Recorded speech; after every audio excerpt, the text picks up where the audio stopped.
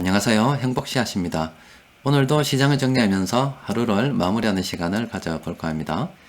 오늘 시장 수급이 상당히 좋았습니다. 많은 업종, 이렇게 외국인과 금융투자, 시장에서 큰돈 굴리는 세력들이 동반순매수하면서 좋은 흐름 보였어요. 그래서 오늘은 이야기할 종목들이 많이 있습니다. 자, 그런데 이 시장 이야기를 하기 전에 돈 이야기 조금 하고 또 그리고 돈 관련해서 주의할 점 몇 가지 말씀드리고 난 다음에 시장 이야기를 하도록 하겠습니다. 최근에 이 5만원짜리 이야기가 자꾸 나오고 있습니다. 또 그리고 금고 판매량이 전년도 대비해서 전체적으로 한 20% 정도 증가했다는 뉴스들도 있어요.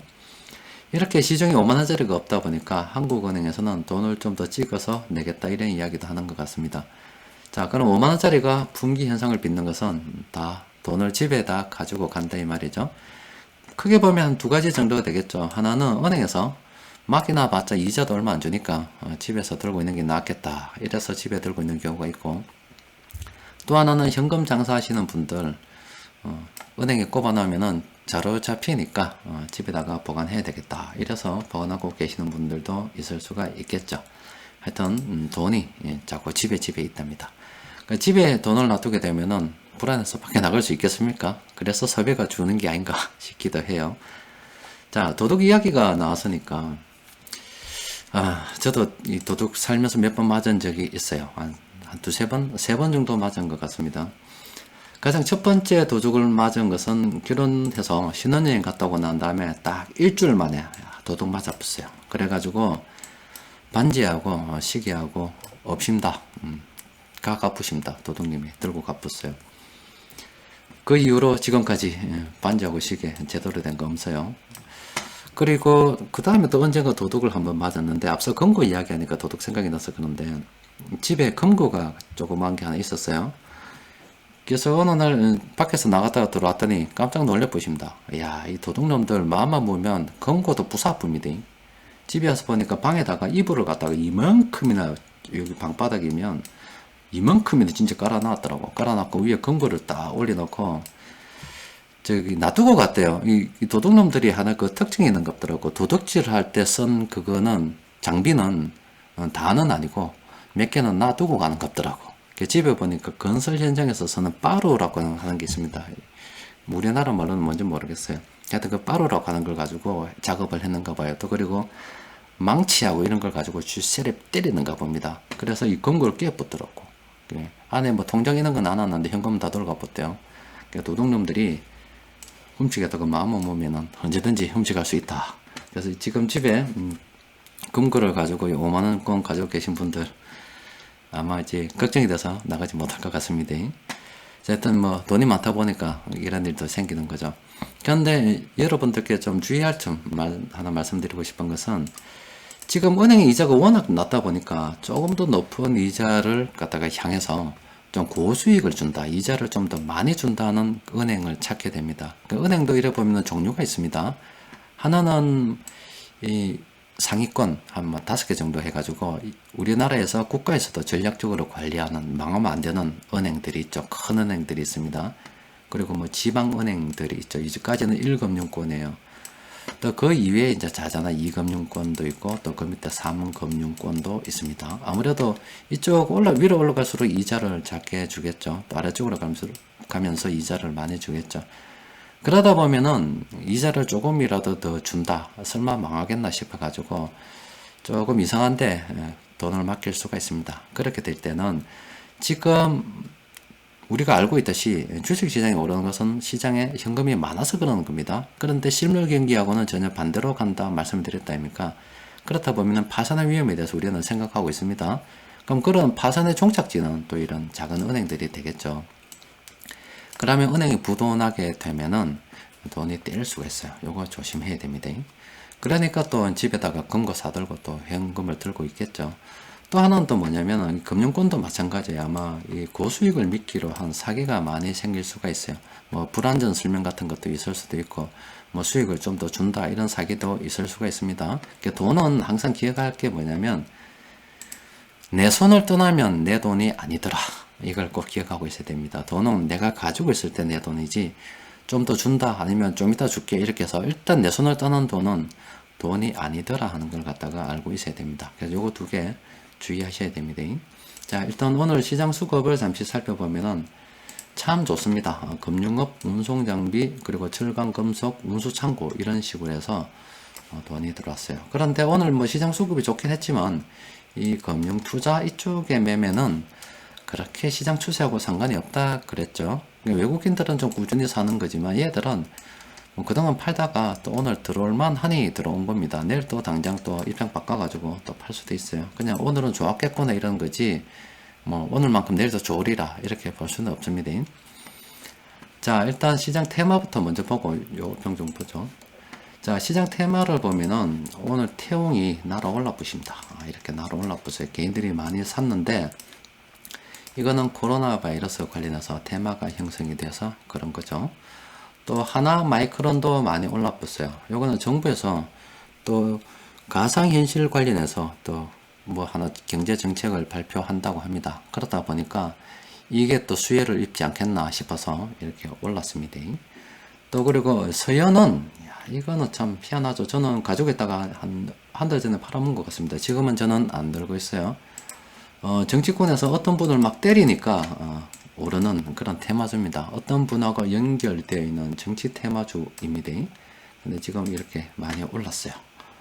아마 그분이 임기가 보장되어 있기 때문에 임기가 끊어는 날까지 계속 때리면 계속 갈 수도 있지 않겠나 싶습니다. 하여튼 지금 당장은 접근하기는 힘들고 보유하고 계시다면 많이 먹으십시오. 저는 간이 약해가지고 간이 작아가지고 일찌감치 팔아 못 부어요. 또 그리고 그 다음에 한국정보인증 같은 경우도 요즘 보안 관련해서 이렇게 다시 테마가 형성되면서 이렇게 뜨고 있습니다. 그 외에 여러 가지 뭐 그동안 있었던 테마도 그대로 유지되고 있습니다. 자, 오늘 시장에서 돈 들어온 종목들 전반적으로 한번 보면은 운송장비 쪽에서는 그동안 좀 돈이 안 들어오다가 현대모비스가 다시 두각을 나타내기 시작했어요. 운송장비 쪽에서는 현대모비스, 현대차 오늘 많이 올랐죠. 기아차도 많이 올랐고요. 이런 종목들 많이 올라보십니다. 자, 운송장비 쪽으로 보면은 구분해서 봐야 된다고 그랬죠. 자동차와 조선 쪽으로. 자, 그리고 어떤 분들은 한국항공우주 이거 괜찮게 보시던데 이 종목도 장기적으로 보면은 괜찮습니다. 지금 우리 정부에서도 이제 우리가 고체 연료를 사용할 수 있도록 미국하고 협상해가지고 그래 허락을 받았다 아닙니까? 그래서 이 한국항공우주도 장기적으로 보면 참 괜찮은 종목이라고 볼 수 있습니다. 지금 이쪽은 전반적으로 다 괜찮아요. 조선 쪽은 아주 멀리 보면 괜찮고 자동차 쪽은 지금 당장 괜찮고 또 그리고 한국항공우주는 우리도 이제 로켓도 쏘고 안 하겠습니까? 그러면 이쪽도 괜찮겠지요. 그리고 그 다음에 금융업 쪽으로는 돈이 많이 들어왔는데 사실 뭐 솔직히 좀 권하기는 좀 그렇습니다. 이거는 이자도 워낙 낮을 뿐더러 또 시중에 파산을 하게 되면은 결과적으로 그 위험이 이쪽으로 쏠리기 때문에 저는 참 권하기가 힘듭니다. 세력들은 이 금융업 주가들은 뭐 매수할 수도 있겠죠. 그런데 그렇게 권하지는 않습니다. 그리고 철강 금속 쪽으로는 포스코로 돈 많이 들어왔어요. 포스코는 좀 장기적으로 봐야 되겠죠. 또 그리고 고려아유는 요즘 금 가격이 끝나보십니다. 엄청나게 많이 오르죠. 금 가격이 오르다 보니까 함께 딸리 올라가는 거고 또 그리고 그 다음에 현대제철은 현대차가 가니까 가는 거고 뭐 이 정도가 주요 종목이라고 볼 수가 있겠죠. 또 그리고 삼성전자 같은 경우는 우리 시장에 가려면 가야죠. 그런데 삼성전자를 바라볼 때는 조심해야 되는 게 있다 그랬죠. 우리가 1990년대 우리나라 1등 기업은 한국전력이고 그 이후로는 지금 삼성전자가 1등이고 이 이후는 일단 모른다라고 말씀드렸어요. 제가 볼 때는 이쪽은 이제 바이오 쪽이 가능하지 않을까 생각을 하고 있습니다. 그래서 이 삼성전자가 망하지는 않겠지만은 지금 당장 1등이지만 영원히 1등이 될 수는 없을 거다. 이런 관점으로 접근하시는 게 좋습니다. 그리고 지금 운수창고업종으로 대한항공이 돈이 많이 들어왔어요. 오늘 들어와 보십니다. 괜찮은데 대한항공 같은 경우는 지금 오늘 들어왔다고 해서 좋은 건 아닙니다. 또 앞으로 지금 올 가을 겨울에 다시 코로나 바이러스가 지금 현재 상황으로 봐서는 계속 확진자가 늘어나고 있는 추세고 또 우리나라도 겨우겨우 통제해 가고 있지만 언제든지 확진자가 급증할 수 있다고 질병관리본부에서도 밝히고 있다 아닙니까? 그렇다 보면은 이 대한항공도 아직은 이 코로나 바이러스에 대한 대책이 완벽하게 세워지기 전까지는 비실비실 거릴 수밖에 없습니다. 근데 언젠가 사태가 해결된다고 보면은 이거는 괜찮죠. 좋은 기업이라 볼 수 있습니다. 또 그리고 또 만약에 이거는 이제 이 기업이 정말로 잘못되어서 부도가 난다 그러면은 국가에서 인수할 수도 있겠죠. 그러면은 무조건 대주주는 감자탕 한번 먹어야 될 거고, 소액주주는 뭐 정부에서 좀 봐준다 그러면은 감자탕 안 먹을 거고, 만약에 안 봐준다 그러면 소액주주까지 막 감자탕 한번 시원하게 미기버리고 정부에서 지분으로 다 가져가 보겠죠. 회사 자체는 망하지가 않는데 투자할 때는 아직 좀 조심해야 된다. 만약에 돈이 좀 많다 그러면 장기적인 관점에서 이 정도는 하나 들고 가야 안 되겠나 싶어서 좀 들고 가야 될 수도 있습니다. 참고로 짐 로저스라는 세계적인 투자 대가도 지금 대한항공에 투자했다고 예전에 뉴스 나왔다니까 지금도 들고 있는지 모르겠습니다. 차라리 그분이 정말로 투자자로서 베팅을 한다 그러면 요즘 같은 경우에 지분을 더 매입할 수 있지 않겠습니까? 그런데 지분을 더 매입했다는 소식이 없어요. 그분도 좀 쪼리는가 봐요. 뭐가 쪼리냐면 이 회사가 망할까 이런 거는 쪼리지 않을 겁니다. 아마 감자탕 먹지 않을까, 감자탕 한번 먹을 수도 있지 않을까, 이게 쪼리겠죠. 하여튼 대한항공이 어떻게 될지 모르는데 망할 회사는 아닌데 지금은 좀 시기상조가 있다. 시기상조다. 그런데 돈이 많다면 뭐 들고 갈 수도 있겠죠. 자, 화학업종은 진짜 좋습니다. 그런데 이 화학업종이 이미 2차 전지 쪽으로는 많이 올랐고, 또 이건 굉장히 경기 민감주들입니다. 그런데 이 중에서 우리가 좀 관심을 가져봐야 될 것은 이 화장품 관련주죠. 화장품 관련주들 그동안 많이 떨어져 붙잖아요. 또 중국의 한학령 해제 이야기가 어디만은 또 안 나왔어요. 근데 어쨌든 간 지금 중국이 또 한국하고 잘 지내려고 할 수도 있겠죠. 그러면 화장품 관련주도 지금쯤은 뭐 괜찮다고 봐도 되겠죠. 뭐 그 외에 자잘한 종목들도 있습니다. 자, 시장 전반적으로 좋은 종목들이 많아요. 그러면 오전 시장에서 말씀드린 대로 우리는 버티기 신공 들어가야 됩니다. 자, 마지막으로 사진 하나 보여드릴게요. 지금 세금 인상으로 사다리가 계층이동 사다리, 그리고 가난해서 부자로 되는 그런 사다리가 많이 치워져 버렸습니다. 세금을 안 내는 사람들은 잘 이해를 못해요. 그러니까 이 세금이란 게 이렇습니다. 어느 딱 요 기준으로 딱 해가지고요, 요걸 딱 기준으로 딱 잡아서 이하려는 아주 관대합니다. 관대하단 말은 그냥 너는 작게 보니까 세금 내지 마라라고 이야기해요. 그 세금 안 내게 하는 방법은 원칙적으로는 세금을 내라고 딱 부과를 합니다. 하는데 아이고 니는 뭐 니 공제, 자녀 공제, 뭐 니 부모 있네 좀 깎아줄게. 아이고 부모가 좀 나이가 연세가 있으시네 좀 더 깎아줄게. 이렇게 해가지고 다 까줘버려요. 그래서 다 까주다 보니까 세금을 안 냅니다. 그런데 이제 거기에서 더 작다 그러면 환급까지 해줘요. 이제 이렇게 세금을 안 내요. 근데 요 일정 단계부터 딱 올라서기 시작하면 그때부터 세금을 싹싹 가져갑니다.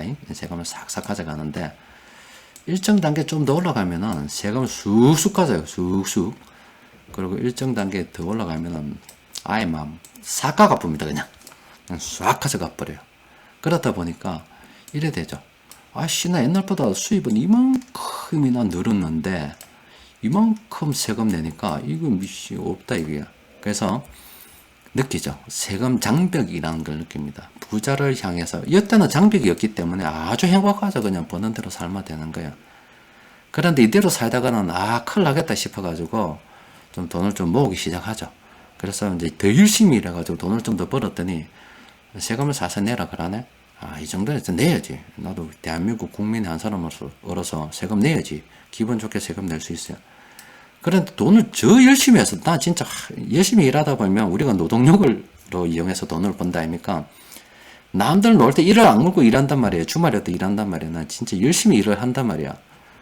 그랬더니 돈을 더 내라 그래요. 놔줘야 되니까 이런 생각이 딱 들어요.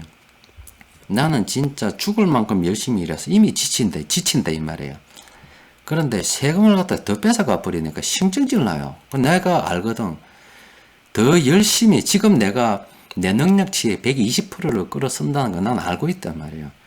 그런데 이렇게 120%의 힘을 꾸준히 발휘할 수 없다는 것도 알고 있습니다. 그래서 언젠가 이대로 할 수 없다는 것도 알고 있습니다. 마음이 굉장히 급해져요. 근데 세금을 싹 뺏어가 버리거든. 그렇게 신경질을 막 나죠. 그까지는 또 괜찮아요. 그까지는 괜찮은데 경기가 나빠져 가지고요. 경기가 좋을 땐 또 괜찮은데 경기가 나빠져 가지고 예전에 세금 소득 2만원, 지금 소득 이것밖에 안 되거든. 또 그렇고 요 정도 한 번 나빠졌다가 다시 경기가 올라가면 또 괜찮아요. 근데 경기가 계속 나빠져서 이 소득이 지속적으로 준다 그러면 이때는 한 몇 년 죽어나는 겁니다. 왜 죽어났냐면 나는 돈을 이만큼밖에 못 버는데 정부에서는 니는 이만큼 벌잖아 이러거든. 그래서 왜 전년도 신고된 소득을 기준으로 하기 때문에 니는 소득이 이만큼 되잖아. 나는 이만히 버는데 그건 모르겠고 니는 이만히 벌었잖아. 그래서 이걸 기준으로 해서 연금 내라. 또 그리고 의료보험료 내라. 그리고 부가세 뭐 신고해라. 종합소득 내라. 뭐 내라. 이걸 다 기준을 해봐요. 요래 내면 또 앞으로 경기가 나아질 것이라는 기대가 있으면 아이고 요것만 넘기면 괜찮겠지라고 생각할 수 있어요. 근데 경기가 더 나빠져 가지고 예전보다 소득이 더 줄어붙어요. 근데 정부에서는 니 많이 벌잖아. 나 지금 요거 보는데 옛날보다 훨씬 작게 보는데 많이 벌잖아. 이마이라도 벌잖아. 언제? 작년에 이마이 벌었기 때문에 의료보험료 더 내라. 세금 더 내라. 뭐 부가세 내라. 신경질을 빵빵 나요. 이래 되면 부자 되는 게 연락에 힘들구나. 부자 아무나 되는 게 아니구나. 마음은 아주 꿈과 같죠. 처음에 이렇게 살랑살랑 걸어갈 때는 아주 기분 좋다니까. 발걸음이 굉장히 가볍다니까. 나도 부자 될 것 같다니까. 같은데 세금 장벽 딱 만나서 내 능력치의 한 120%, 150% 발해가 난 죽을 똥살똥 일하는데 세금 내는 거로 인해서 재산이 불어나지 않으면 마음이 급한데 경기가 계속 좋아지면 그나마 그것도 버텨나가지만은 경기가 나빠져서 이렇게 세금 내려고 일하나 이런 마음이 들기 시작하면 마치 찌쁩니다. 그게 바로 이 사다리입니다. 이 사다리, 이 사람들은 잘 모르죠. 지가 이 위치에 있을 때는, 자기가 이렇게 세금을 안 내는 위치에 있을 때는 남들이 세금 가지고 뭐라 하면은 솔직히 이런 마음이 들더. 참 방송에서 이런 말 써도 될지 모르겠습니다만 찌라병 하나 이라죠. 미친 새끼들 찌라라나. 돈이 같다. 나도 세금 좀 많이 내봤으면 좋겠다고. 돈을 많이 버니까 희한한 게 욕심은 많아가지고 이런 소리를 할 수 있어요. 살랑살랑 나는 가벼우니까. 근데 막상 자기가 이 단계에 딱 접어들면 야, 이 사다리를 다 채워보거나 싶은 생각이 들어요. 지금 현재 정부 들어서 사다리 엄청나게 휘잡으십니다. 이제 소득세 관련해서 사다리를 만들어 치워버렸어요. 애신이 다 치워버렸어요. 다 치워버리고 부동산 관련해서 사다리만 엄청나게 치워버리고 있습니다. 지금 바바바박 다 치워버리고 있어요. 부동산 거 하지 말라고 협박할 정도로 사람을 갖다가 협박할 정도로 다 치워버리고 있어요. 다 치워버리고 있고 주식시장으로 주식해라고. 그런데 이 주식시장에 또 양도세 내라고 확 다 지금 대를 밀고 있습니다. 아마 여러분들 살아생전에 계속 세금 그 생각하고 살 거예요. 그래도 세금 생각하고 사는 사람들은 부자입니다. 세금 생각해야 될 정도로 버니까 부자예요. 세금 생각할 정도로 못 벌면 부자가 아니죠. 그런데 또 웃긴 게 또 있어요. 사람들은 끼리끼리 논다 그러죠. 그러니까 그 말에 참 이런 말씀 드리면 좀 그런데 주위에 비슷한 분들끼리 그냥 살아요. 비슷한 분들끼리 살기 때문에 내가 세금 고민이 없으면 내 주위 사람도 다 세금 고민이 없는 사람들이에요. 근데 이 중에서 내가 어떻게 사업 조금 성공해서 세금을 딱 내기 시작하면 조언을 해줄 사람이 아무도 없습니다. 왜? 세금 내본 사람이 아무도 없거든. 그래서 내는 방법을 몰라요. 이거. 그러다가 나는 뭣도 모르고 있었는데 어느 날 국세청에서 와서 네 탈세했지 이래서 싹 뺏어가면 쏙 뺏기봅니다. 평상시에 이 세금 내는 많은 사람들끼리 어울려 살다 보면 조언도 들을 수가 있는데 다 고만고만하기 때문에 조언을 못 듣고 나는 진짜 정직하게 살았는데 어느 날 와서 탈세다 해가지고 더 뺏어가 버리는 거예요. 이거만 그때 힘 쏙 빠져보게 되는 거죠. 여튼지 현재 우리가 주식 투자하고 있는 이 시장은 우리가 부자 될 수 있는 이게 마지막 사다리가 될 수가 있어요. 이번에 반드시 일어나야 되는 거예요. 이 사다리 들고 있죠. 우리가 주식 시장에서 들고 있는 이 사다리마저 머지않아 치워질 가능성이 굉장히 크죠. 그리고 지금 20대에 머무는 분들, 또 그리고 나이가 30대 되시는 분들, 나이가 어릴수록 더 그럴 겁니다. 앞으로 그분들이 성장해 가면 갈수록 이 사다리는 점점 더 치워질 겁니다. 왜냐하면 우리나라 인구 구조상 노인들이 더 많고 표는 노인들한테 나오기 때문에 노인들이 돈 더 주는 쪽으로 공략하는 사람들 찍을 가능성이 굉장히 크겠죠. 그러면은 젊은 사람들이 표대기라서 노인한테 질 가능성이 굉장히 크거든. 지금이야 젊은 사람들이 이길 가능성이 크죠. 그러니까 새로운 세상 바꾼다고 난리 지길 수가 있죠. 근데 나이가 많은 사람들이 인구의 많은 비중을 차지하게 되면 젊은 사람들이 수적으로 밀리는데 어떻게 이기요? 못 이깁니다. 그 나이 많은 사람들이 세금 많이 내라고 하는 사람들, 그 정부 지원을 갖다가 많이 받는 그런 쪽으로 자꾸 선택을 하게 되면은 그 돈 누가 대야 돼요? 젊은 사람들이 세금 부담해야 될 겁니다. 지금 엄청나게 치워졌죠? 이거는 약과다. 앞으로 더 치워질 겁니다.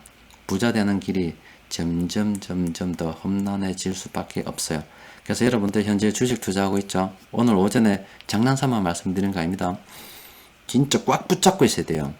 진짜 붙잡고 있어야 돼요. 내가 팔아먹고 싶은 마음이 꿀떡 같아도 내가 100% 수익 났다 하더라도 붙잡고 있어야 돼요. 1000% 날 때까지 붙잡고 있어야 되고 10,000% 날 때까지 붙잡고 있어야 됩니다. 반드시 일어나야 됩니다. 자, 뭐 또 다른 이야기 또 내일 정중시장에 계속 하도록 하고, 좀 길었습니다만은 오늘 사실 요거 굉장히 중요한 이야기입니다. 자, 오늘은 또 여기까지 하겠습니다. 이상입니다.